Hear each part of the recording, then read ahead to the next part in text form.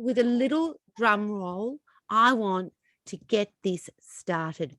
Good evening, everybody. Good evening. My name is Christine Gordon. I am the programming manager of Readings, and I am delighted on behalf of Readings and on behalf of the wonderful people at Hardy Grant to welcome you all here. But it's not enough, is it, in 2022, just to welcome you? We've got to do a little more.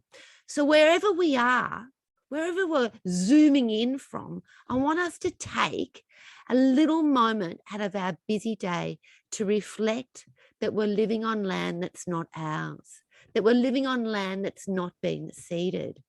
And I reckon in these sort of acknowledgements of country, it's not enough for me, who's representing all of you there in the audience, to say, I send my respects. I would prefer all of us to make a collective commitment that this is the year that we learn to listen. This is the year that we make sure that we buy First Nations stories, that we read their poetry, and that we pause and reflect and acknowledge what a beautiful country it is that we live in and how fortunate that we are to have First Nations learnings to teach us how to look after our environment more.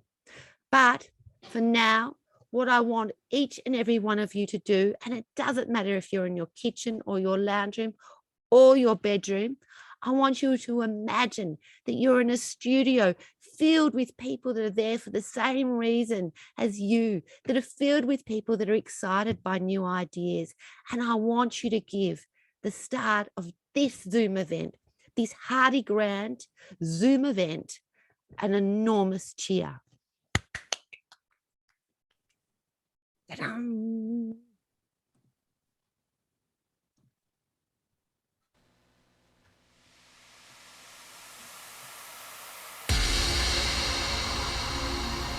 10, 9, 8, 7, 6, 5, 4, 3, 2, 1.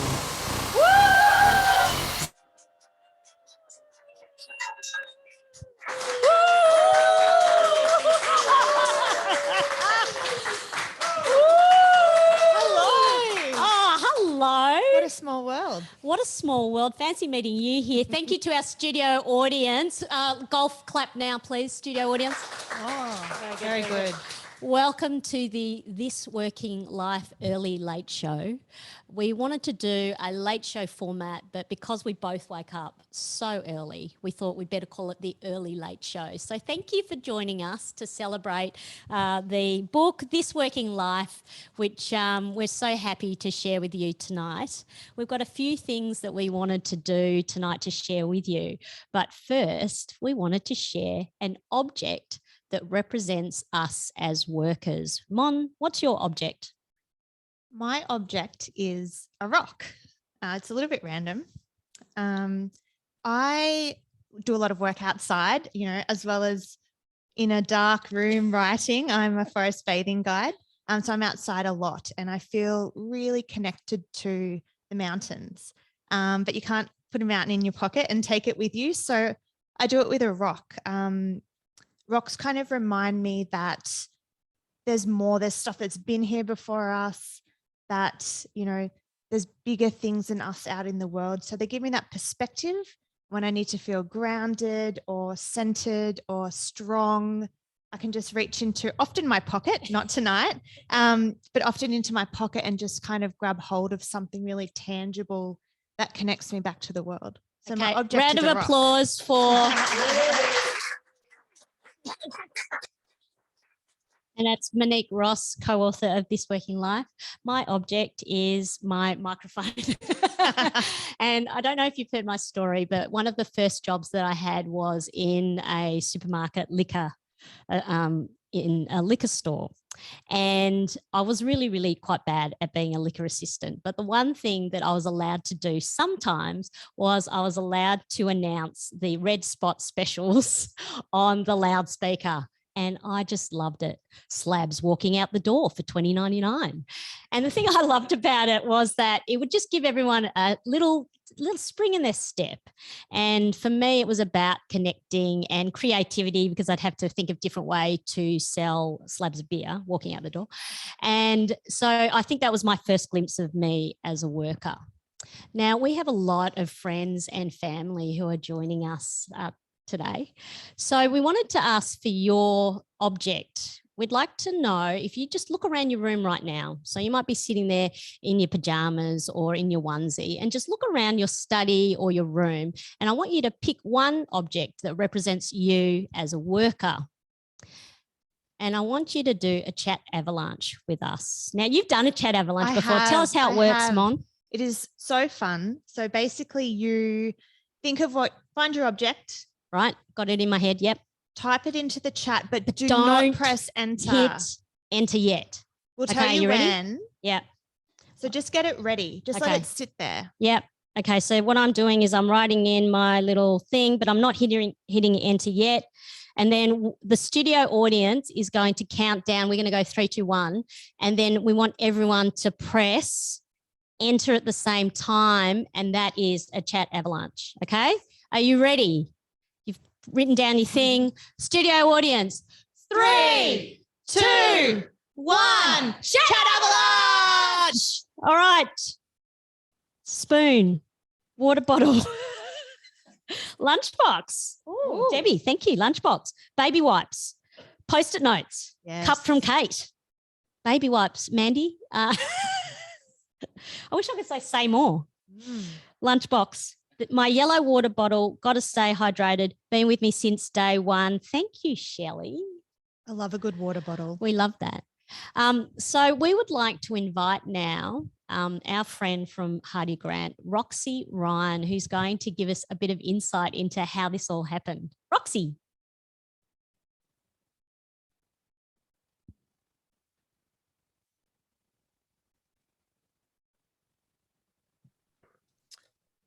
Oh, and by the way, Roxy is also looking after her children at home. And so she may be trying to find them right now and say, hey, I'm about to talk about the origin story for a book called This Working Life. I'm going to talk about our perspective. So Arwen Summons, who is our wonderful publisher, she actually contacted me on LinkedIn and she wrote me a little note saying, oh, I love your show. I'd love to create a book. Now, was that Roxy just then? Roxy. I just saw a little face pop up though. Ruth Picker wrote piano. So we're still adding to the paper, old school. Oh, thank you, Ro. And Sophie Maloney, of course, earbuds.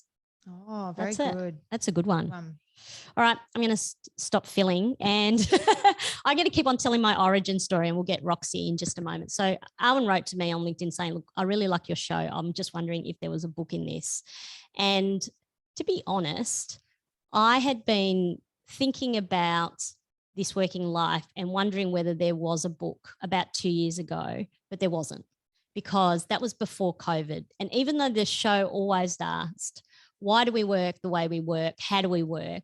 I don't think people were really ready to ask like those bigger questions until COVID happened. And then suddenly we were remote working and we were doing things that we never thought that we would ever do. And so we decided, hey, there is something in this. So that's where the idea came about. And then, of course, I thought, actually, I need somebody to come on this journey with me. And so Mon and I had been working together and we'd been creating some material together, some articles. Do you want to pick up the story about how I randomly called you? I think we'd done 2 things together. So a series of 2. And Lisa, it was near the end of Christmas and I was just getting ready to go on leave. And Lisa said, oh, should we have a catch up? And I thought, yeah, all right, let's do it. I haven't talked to Shlonga in a while.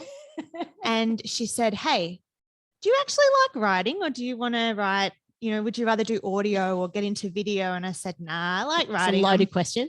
I'm happy where I am. And she said, oh, good. Let's write a book together. And of course I said yes. And that's how we came to become co-authors. Now, Darcy's just given me the signal. Roxy is here. Roxy, are you in the building? I'm here. Can you hear me? Oh, can we have a cheer? Love that. Roxy, come on down. Thank you very much. Hello, everyone. I'm Roxy Ryan. I'm the Managing Director of Hardy Grant Books, the publisher tonight. I'm so pleased to be here at this hilarious and very carefully curated event to talk about This Working Life. I'm here tonight in place of Arwen Summers, the book's publisher, who couldn't be here tonight. I know it's one of her absolute favourite books of the year, and she was really sorry not to be able to make it, but I'm very pleased to be here in her place. I do remember when Arwen took the pitch to acquisitions for the team to consider, and we knew pretty much immediately it was something that we wanted to publish. It was really obvious at the time that the world was going through some sort of transformation when it came to work, but even outside of the enormous changes we've seen with the COVID pandemic, publishing a book that really got to grips with the world of work, the good, the bad, and even the ugly, was a really compelling proposition for us anyway. The fact that it was authored by two of the smartest, original, and motivated women on the planet helped too. And and add to that it was a chart-topping podcast on the ABC, and it didn't take long to decide we wanted to do it. I love this book, and I want everybody to read it, everyone in the world. We love to do things that challenge the status quo a bit at Hardy Grant, and we love to make original books, and that's what this is. It was the originality of Lisa and Monique's pitch that really got to us. This isn't just another business book or a book about climbing the ladder or getting a pay rise, though those things are important, of course. It's about finding meaning in your job, valuing yourself and your work, and most importantly, not changing who you are to get where you want to go. To me, it was really also about finding confidence when it comes to work too. It's something that can be really hard to find. Monique and Lisa have been such a joy to work with. Their enthusiasm has been contagious, and we actually just sent a book to every single staff member at Hardy Grant so they can benefit from what Lisa and Monique have written too. So thank you to Readings, to Chris for hosting this event tonight, and congratulations to Lisa and Monique for their fantastic book and being officially published authors. Studio audience! Oh, thank you so much, Roxy. And we must say that part of this book is about the squad of explorers that you have. And we have certainly loved exploring the world of publishing and books with Hardy Grant, who've just been so wonderful and have taken our hand, and always, really importantly, have taken some of our craziest ideas and said yes and. So we thank them for that. And we're going to take you through a few of the crazy ideas in just a moment. But first, shall I do a book reading? Studio audience says yes. I don't know if anyone else said yes. They don't have much choice. Yeah, that's right. Now, that's when you go, ooh, oh, right. Okay. Well, I'm just going to read 2 pages for you. And then after I read the 2 pages, then you can have a bit of a think about the fact that for Audible, I had to read all of this book and how long it took me. So I'm going to read 2 pages from chapter 3, which is, who are you when the on-air light switches off? I think I need an ooh. Hang on, let's do that again. Who are you when the on-air light switches off? Ooh. I've amassed a rather eclectic troupe of all singing, all dancing nicknames over the years. When I worked in London, the tax office incorrectly registered me under the name Lisa Lepong. It was a pain to try and change, so some people from London call me Lepong. In Hong Kong, we needed to nominate a Chinese name for our work in China. I'm super loud, so some funny person thought it would be cool to call me Jinghua, which apparently translates as quiet flower. So a number of people call me Quiet Flower. My middle name starts with an S, so my name looks like this on paper, Lisa S. Leong. At college, my friend Alex Campbell made the jump from S. Leong to Sleong to Schlong, and finally to Schlonger. It caught on to the point that some people don't even know my real name. Even my law firm colleagues call me Schlonger. To this day, old friends will walk up to me from a distance shouting, "Hello, Schlonger," down the street. My daughter calls me Mama. So for a time, I blogged under the name Big Mama. My family sometimes calls me Boney M. I'm skinny, so when they hug me, my bones stick out and stab into them. I also have a rap alter ego, Lil Lisa. I told you my nicknames are all singing, all dancing. When I was a radio presenter at SAFM, my on-air name was Lethal Lisa, after Lethal Lee Matthews, the Hawthorn football player. Yay! My brother is a Collingwood supporter, so I was just baiting him there. It became quite the persona. I wasn't famous by any stretch of the imagination, but I was dipping a tiny part of my left pinky toe into that pool. I'd meet people who'd know more about me than I did about them, which was a bizarre and slightly uncomfortable feeling. But they knew the persona, not the person. They knew Lethal Lisa. You might know that feeling if you're a doctor or engineer, CEO, manager, whatever. You might be used to going into a room where people know your role and feel that they know you because of it. We can start to feel like we are that job. So much of our identity gets tied up in what we do for a living. Steve Ahern, the former head of radio at the Australian Film, Television and Radio School, once advised our cohort to think deeply about this question. Who do you want to be when the on-air light switches off? He was referring to the bright red light in a studio which alerts people that you're broadcasting or recording. In the media, there are no guarantees, and one day that light will switch off. So you can't get too hung up on the persona Lethal Lisa of SAFM. You have to know who's behind the work persona and who you are beyond work. That advice has stayed with me. In 2010, after nearly a decade of following my radio dreams, Lethal Lisa switched off the mic. I went back to law, working as a business development manager at my old law firm, Freehills, so my family could move back to Melbourne. But after a while, I began to feel like my work identity had become my whole identity. I'd lost touch with who I was outside of work. In 2016, I booked myself into a weekend health retreat in southeast Queensland with my friend Jenny. I needed a moment to reset, and something magical happened. For the whole weekend, nobody asked me what I did for work. It wasn't something we were forbidden about talking about, but we were all burnt out executive types who didn't want to think about work, let alone talk about it. So I was just Lisa. There was a moment when I was sitting with others, taking in the view of the lush emerald hinterland, the afternoon sun beaming down on us, the air clean and crisp. We're all laughing, massive, deep belly laughs, mostly about the therapy things we could do at the retreat and how strange some of them were. Equine therapy and sound baths were in the mix. No, not together. Oh, so it was do you have a bit more? Thank you. I felt unguarded and honest and joyous. And I thought, oh, here I am. This is me. They don't care what I do. They don't know what my day job is. They like me for me being me. It was there that I was reminded that I exist without my job title, that I am whole and complete without it. I love that feeling. I wanted to be me again, just Lisa. We all have our on-air light at work, even if it's not the literal flashing red light of a radio station. Who are you when the on-air light switches off? It's an important question to ask and to keep on exploring. Very good. So you ready for the rest of the 10 hours? Because that's what I had to do for the audio recording. Now, Mon. So Mon is our beautiful forest bathing nature guide, ex-journo, amazing writer. And, you know, we co-wrote this in a single voice, really. However, there was something we really wanted to do, and that is to bring out each of our superpowers. And Mon has an amazing superpower to do with her forest bathing nature guide.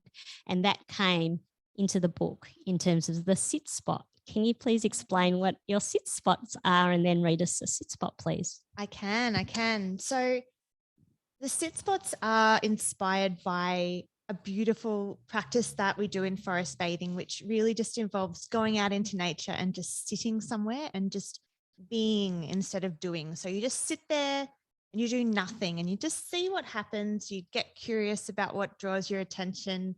It's really beautiful. So the sit spots in the book were kind of designed just to give that moment of pause and reflection. So every chapter at the end, there's a sit spot that picks up on the key message of the chapter. So this one was all about identity. And it just gives you that moment to stop instead of just binge reading, as I know that everyone will be doing with this book. So instead of doing that, you're stopping, you're kind of taking a moment to absorb the message and just reflect on it and see what might emerge for you.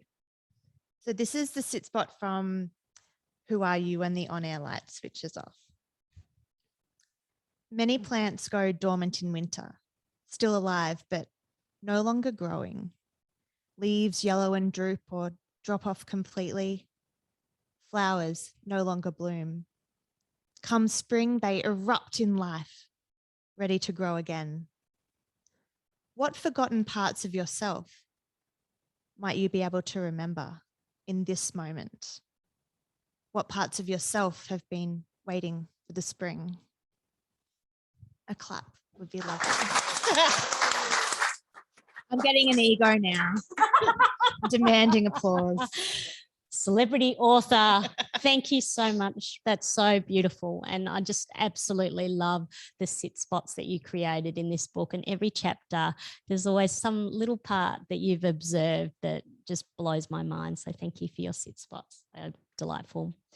In terms of superpowers, so finding the strengths in others, there's a very special person who joined our squad of explorers, and that is Amy Nelson, who's Little Green. She's a singer-songwriter who is just absolutely divine as a person, and her music is divine.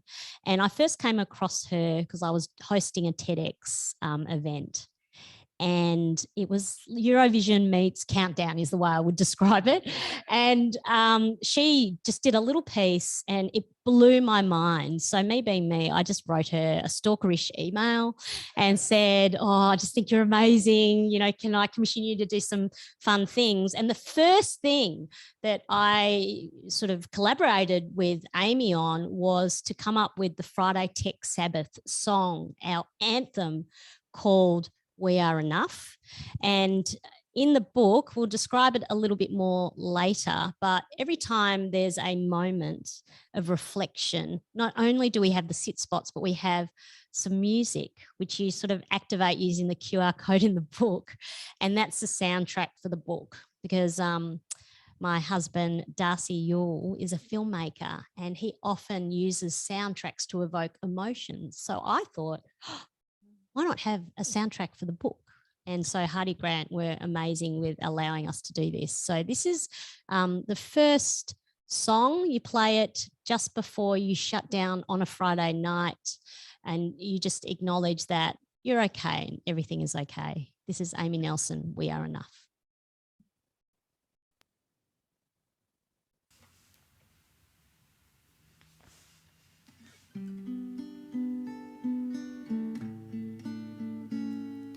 Free your mind, it's Friday. Close your eyes and say goodbye to cyber world. Free your mind, it's Friday. Good night to all devices. Maybe it was a tough week, maybe it was good. Maybe nothing went like you thought it would. But tonight it's Friday, so remember, I am enough, you are enough, we are enough. I am enough, you are enough, we are enough. I am enough, you are enough, we are enough. It's time to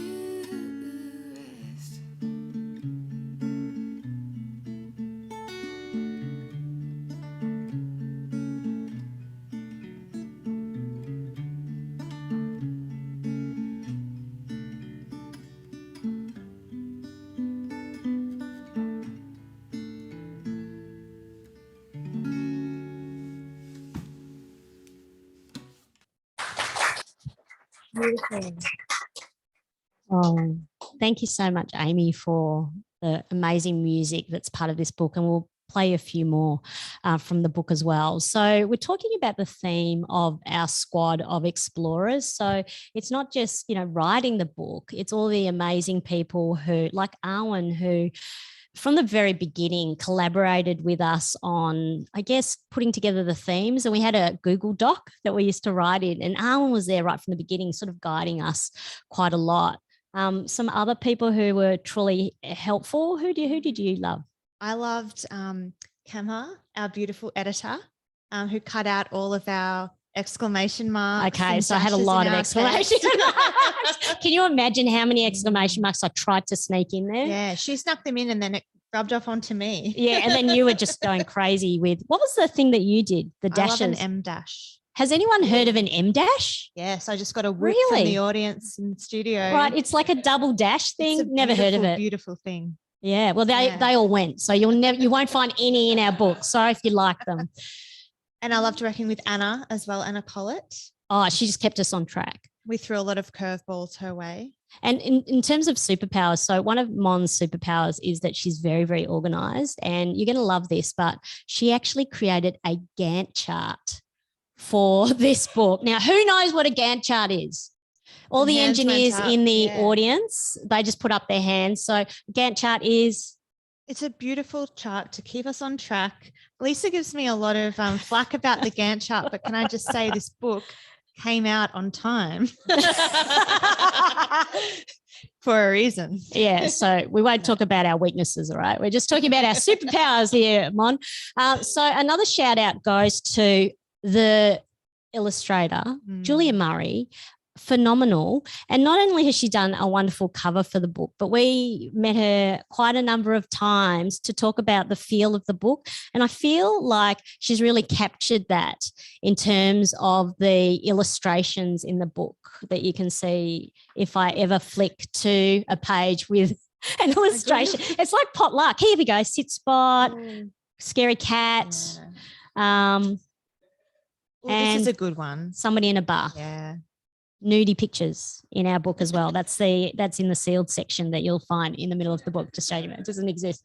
So we wanted to do that shout out as well and talk about superpowers. And this brings us to our music video. So when Little Green created such beautiful music, we decided that, well, if you're going to create a beautiful EP, which you're going to launch on Spotify and the like, then you might as well do a music video. So I went and asked Darcy Yule, my husband, to see if he could get a crew together of wonderful film students, and they created a music video for the song Oak Tree.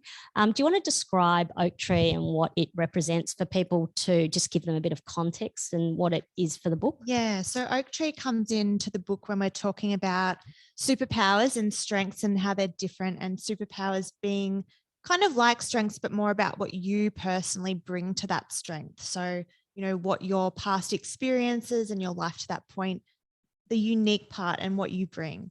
And they really show up for us all in different ways. And they can often come from something that we're told is a weakness, like being quite sensitive or neurodivergent.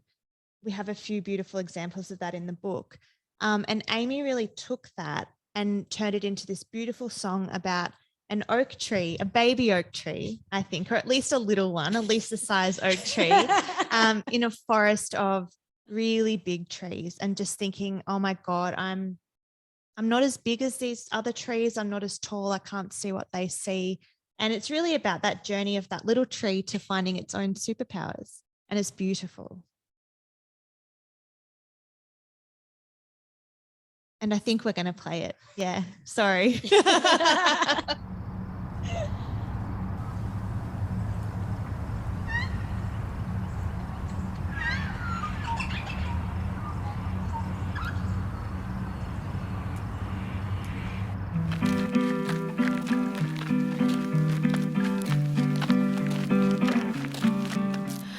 Turning inward to find my roots, facing forward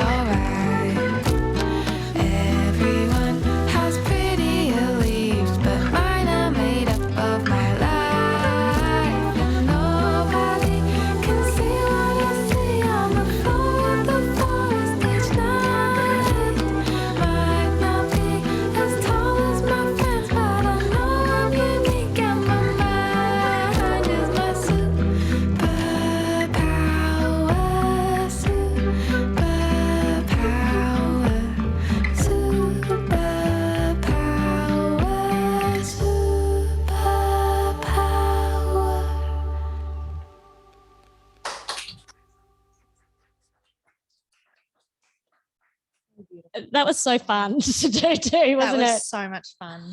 Yeah. I mean, it was actually quite hard just to walk, in sort of look wistfully into the distance. Yeah, I think you nailed it though, because you were like in yeah. your comfort zone. I'm where you- in the forest, in my happy place. Look, I don't think it was as hard for us as it was for the people filming us who were walking backwards holding a camera. Oh, that was And a so light. cool. Yeah. So behind the scenes was as we were walking through, of course, you've got to have the camera in front of you. And so Darcy was there and he'd pull, the camera person's like backwards, pull them Yeah, backwards by the pants. by the pants, basically. So it was very entertaining to do and lots of fun. And that's part of this idea of the squad of explorers. Another concept that we have in the book is called the Second Renaissance. And the way I would describe it is that, at the beginning, I really like to analyze that phrase that we often hear, which is, what do you want to do when you grow up? What do you want to do? And I want to move on from that because I'd really like you to start asking yourself, well, who do I actually want to be? And I think it's a much more powerful question to ask yourself is who. And so a lot of the book at the very beginning is just helping you to explore that and to see your life as every day is lab day and experiment with what data am I getting about who I am. But then after that, we do implore you not to get too obsessed with yourself and get over yourself and then think about the fact that through life, really, it's about relationship. And so one of our concepts, and it's a bit of a provocation really at the end of the book, is to say, yes, we've had hard times and we're still going through really difficult times, but the provocation is that like the first Renaissance, where with rose-colored glasses on, it was actually a creative collective of artisans, of financiers, of different types of people coming together to flourish and actually create art and beautiful things and poetry and to move us forward. This is a moment.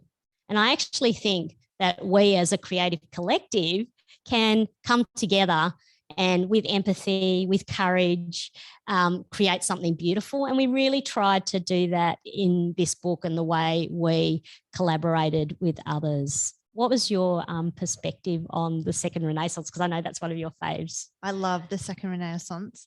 I think it just speaks to me of a future where we are not living to work and when we're actually finding meaning in what we do, because I think in this conversation, it gets lost sometimes that work can actually be really awesome.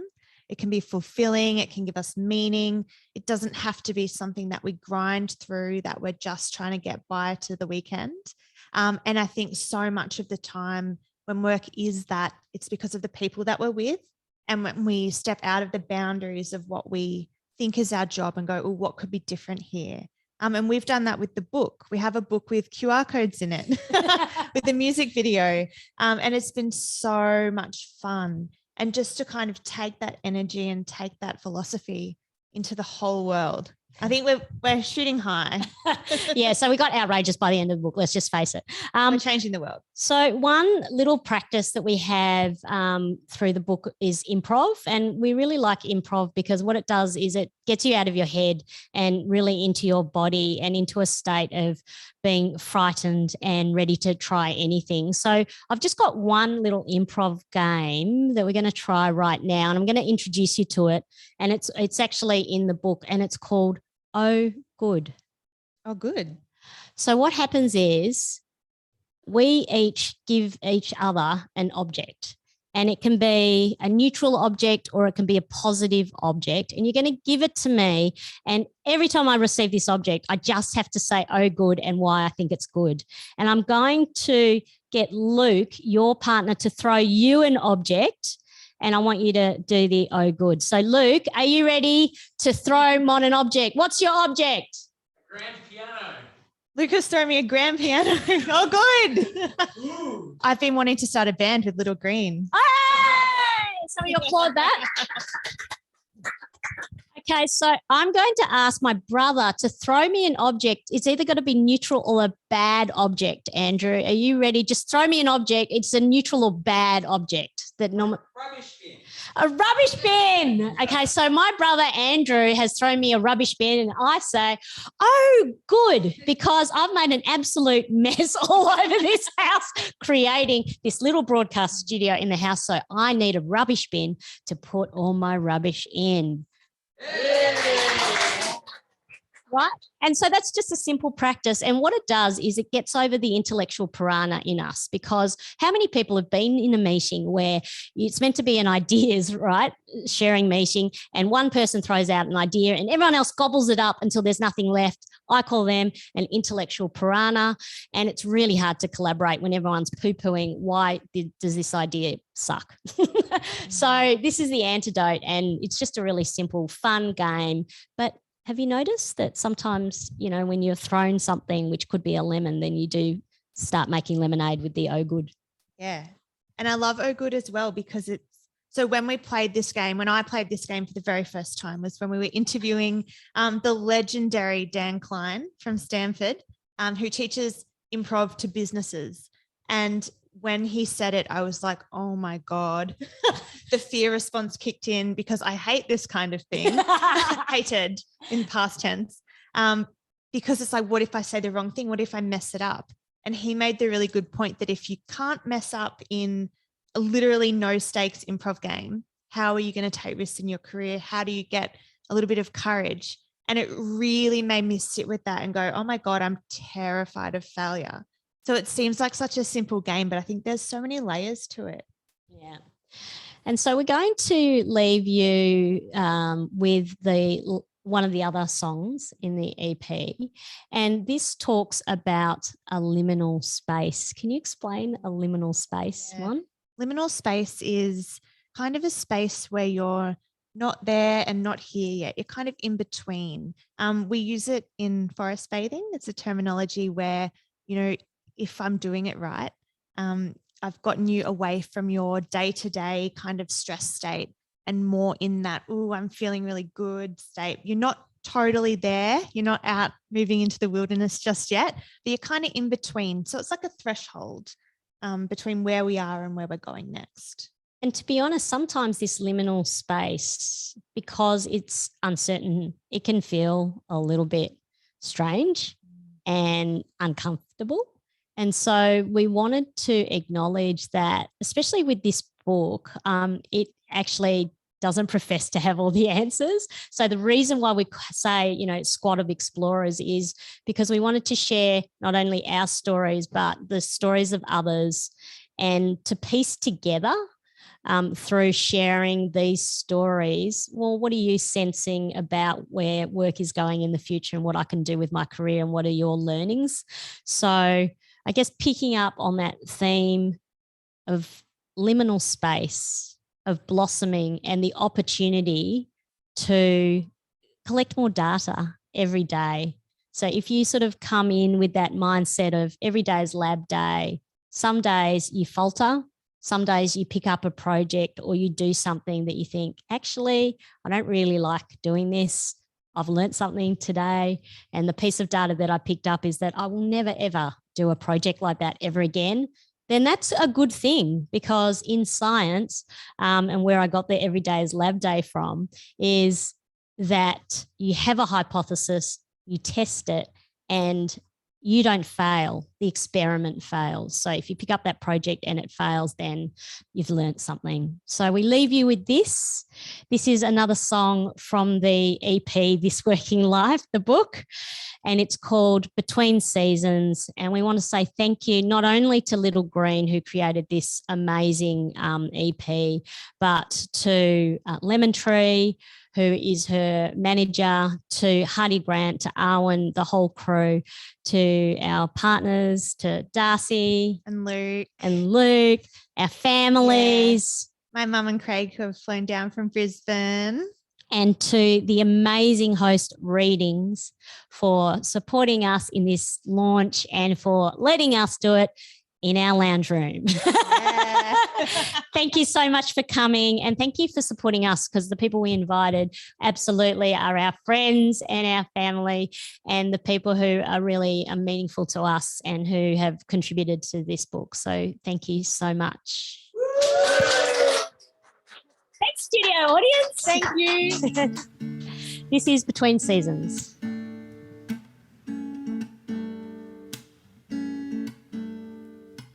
Hibernate for the winter, then come spring.